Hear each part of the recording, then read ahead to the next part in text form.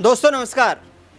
केंद्र सरकार संसद के विशेष सत्र के दौरान जो महिला आरक्षण बिल लेकर आई, लेकिन उस बिल का संसद में गिर जाना अब राजनीतिक बयानबाजी का मैदान बन चुका है। दरअसल इस मैदान में हर कोई अपनी किस्मत आजमाना चाहता है और इस मैदान में हर कोई अपनी ताकत दिखाने का प्रयास भी कर रहा है। विपक्ष की ओर से लगातार निशाना यह साधा गया कि जब तक जातीय जनगणना नहीं हो सकती तब तक आखिरकार महिलाओं को किस तरीके से आरक्षण देने का काम सरकार करेगी। दूसरी तरफ सत्ताधारी पार्टियों की तरफ से कहा गया कि विपक्ष महिला आरक्षण का विरोधी है और महिलाओं को एक समान अधिकार दिलाने में विपक्ष टांग अड़ा रहा है। लेकिन इस बीच भारतीय जनता पार्टी के नेताओं ने उत्तर प्रदेश में विशेष तौर पर विपक्ष के खिलाफ प्रदर्शन किया, लेकिन इस प्रदर्शन में बीजेपी के नेता उतनी चर्चाओं में नहीं आए जितने कि अपर्णा यादव की चर्चाएं हो रही है। भारतीय जनता पार्टी का लखनऊ में एक कार्यक्रम था। उस कार्यक्रम में विपक्ष का विरोध प्रदर्शन करते हुए बीजेपी समर्थक कार्यकर्ता जो थे वो सड़कों पर निकले और इस दौरान कांग्रेस और समाजवादी पार्टी का विरोध किया गया। भारतीय जनता पार्टी के नेताओं ने विरोध करते हुए कांग्रेस पार्टी और समाजवादी पार्टी के खिलाफ नारे लगाए, तो वहीं समाजवादी पार्टी का झंडा तक जला दिया गया। इस झंडा जलाने के प्रकरण में कहीं ना कहीं अपर्णा यादव को भी राजनीतिक लपेटे में ले लिया। अब अपर्णा यादव ने सीधे तौर पर कहा है कि हम राजनीतिक तौर पर एक दूसरे से अलग जरूर हैं, लेकिन पारिवारिक तौर पर एक दूसरे के साथ खड़े हैं। यानी कि अपर्णा यादव का सीधे तौर पर कहना है कि हमारा परिवार जो है वो अलग नहीं है। हम बेशक राजनीतिक तौर पर एक दूसरे से अलग खड़े हो गए हूँ, मैं भारतीय जनता पार्टी में शामिल हूँ, परिवार समाजवादी पार्टी को आगे बढ़ा रहा है, लेकिन पारिवारिक तौर पर हमारे मतभेद नहीं है, हम पूरा परिवार एकजुट खड़े हुए हैं। दरअसल इस कंप्यूटर स्क्रीन पर आपको 3 तस्वीरें दिखाई दे रही होंगी। इन 3 तस्वीरों में आप तीनों जिन चेहरों को देख रहे हैं ये उत्तर प्रदेश के मुलायम सिंह यादव परिवार से जुड़े हुए हैं और किसी पहचान के मोहताज भी नजर नहीं आते हैं।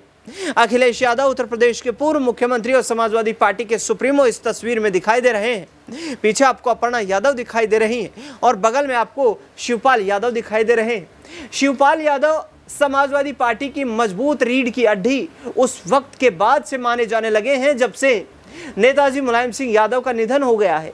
और नेताजी के निधन के बाद 2024 में विशेष तौर पर शिवपाल यादव की समाजवादी पार्टी के लिए सक्रियता देखी गई और रैलियों में ये कहते हुए नजर आए कि अब नेताजी हमारे बीच में नहीं है, इसीलिए आम जनता को अब अखिलेश यादव में ही नेताजी को देखना होगा। यानी कि सीधे तौर पर अखिलेश यादव को नेताजी की विरासत शिवपाल यादव भी सौंप चुके हैं। हालांकि एक बार पारिवारिक विवाद जरूर सामने आए थे जब शिवपाल यादव ने अलग पार्टी का निर्माण कर लिया था, लेकिन उसके बाद लखनऊ में एक बड़ी रैली का आयोजन उस वक्त तत्कालीन समाजवादी पार्टी प्रमुख मुलायम सिंह यादव की तरफ से एक रैली का आयोजन करवाया गया और उस रैली के आयोजन में शिवपाल यादव को भी बुलाया गया। ऐसे में समाजवादी पार्टी की उस रैली में पहुंचे शिवपाल यादव की उसी वक्त ये पुष्टि हो गई थी कि शिवपाल यादव समाजवादी पार्टी के साथ खड़े हैं और चंद दिनों के बाद ही उन्होंने अपनी पार्टी यानी कि प्रगतिशील समाजवादी पार्टी का विलय समाजवादी पार्टी में कर दिया था।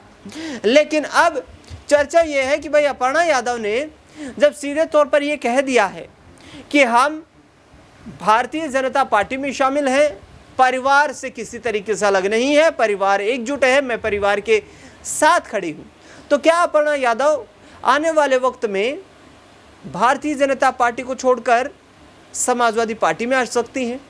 शिवपाल यादव के साथ अपर्णा यादव के परिवार के रिश्ते जो हैं वो काफ़ी मधुर माने जाते हैं। हालांकि अखिलेश यादव या डिंपल यादव के साथ उतना इंटरेक्शन नज़र नहीं आता जितना कि शिवपाल यादव फैमिली के साथ अपर्णा यादव का नज़र आता है।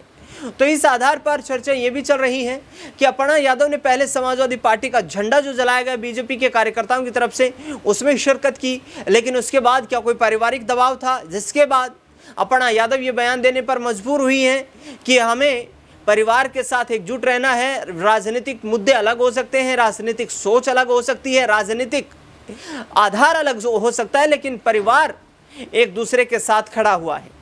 इसका 2-3 प्रमुख कारण भी माने जाते हैं दोस्तों। 2-3 प्रमुख कारण ये माने जाते हैं ये जो अपर्णा यादव हैं, इनको अभी तक भारतीय जनता पार्टी ने उत्तर प्रदेश महिला आयोग की उपाध्यक्ष होने के अलावा कोई ऐसी बड़ी जिम्मेदारी नहीं सौंपी है। भाई, प्रदेश में 2024 के लोकसभा चुनाव हुए, उसके बाद 9 सीटों पर बाई इलेक्शन हुए, 1 सीट पर और बाई इलेक्शन हुए, लेकिन अपर्णा यादव को कोई बड़ी जिम्मेदारी सौंपी नहीं गई। सिर्फ महिला आयोग की उपाध्यक्ष वो बनी हुई है जब से भाजपा में शामिल हुई हैं। ये यूं मान के चले तो 2022 के विधानसभा चुनाव के बाद से ही वो लगातार बीजेपी से जुड़ी हुई हैं, लेकिन कोई जिम्मेदारी वहां पर तय नहीं हुई है, ना कोई चुनाव अभी तक बीजेपी की तरफ से लड़वाया गया है। राजनीतिक जानकारों की माने तो अपर्णा यादव को चुनाव लड़वाया जा सकता था, बाई इलेक्शन चुनाव लड़वाया जा सकता था लोकसभा का बीजेपी के बैनर से, क्योंकि बीजेपी में आधिकारिक तौर पर शामिल हो गई थी। एकमात्र ऐसा चेहरा यादव परिवार का जो समाजवादी पार्टी का मूल रास्ता छोड़कर दूसरी विचारधारा के साथ चला गया था। एक तरफ समाजवादी पार्टी में परिवार के तमाम सदस्य जो हैं वो एकजुट नजर आते हैं, लेकिन अपर्णा यादव अपना अलग रास्ता तैयार करती हुई नजर आती हैं। वो अपर्णा यादव जो खुद मुलायम सिंह यादव के बेटे प्रतीक यादव की पत्नी है। दरअसल अब इस बयान के बाद अलग अलग राजनीतिक मायने चीज के निकाले जा रहे हैं। उत्तर प्रदेश में 2027 का विधानसभा चुनाव काफ़ी नज़दीक आता जा रहा है। राजनीतिक बयानबाजियां भी उसी तरीके से तैयार की जा रही हैं। अखिलेश यादव एक बार फिर से पीडीए संकल्प के साथ आगे बढ़ने की कोशिश कर रहे हैं। अखिलेश यादव का सीधे तौर पर कहना है कि 2027 में पीडीए के साथ हम खड़े हुए हैं और पीडीए हमारे साथ खड़ा हुआ है। विशेष तौर पर मायावती के राजनीतिक तौर पर कमजोर हो जाने के बाद से अखिलेश यादव बहुजन समाज को पीडीए की रीढ़ की हड्डी बताते हुए नजर आ रहे हैं। लेकिन देखना बेहद दिलचस्प रहेगा, करहल में जो बाई इलेक्शन हुआ वहां पर तेज प्रताप यादव जो कि अखिलेश यादव के भतीजे हैं, उनको चुनावी मैदान में समाजवादी पार्टी ने उतारा, लेकिन उन्हीं के परिवार से यानी कि लालू परिवार के दामाद अनुजेश यादव को चुनावी मैदान में बीजेपी ने उतार दिया था।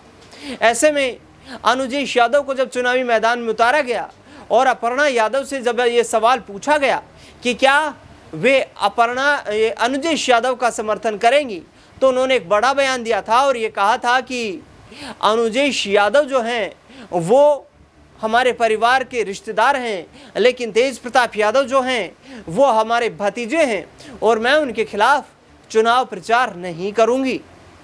योगी आदित्यनाथ का एक बयान भी बड़ा वायरल हुआ था और उस बयान में वो सीधे तौर पर ये कहते हुए नजर आए थे कि देखिए, जिस तरीके से राजनीतिक तौर पर ये जो इटावा मैनपुरी कन्नौज को गढ़ माना जाता है समाजवादी पार्टी का, आगे आने वाले वक्त में आप ऐसा वक्त भी देखेंगे जब करहल में ही समाजवादी पार्टी चुनावी मैदान में हार का सामना करते हुए नजर आएगी।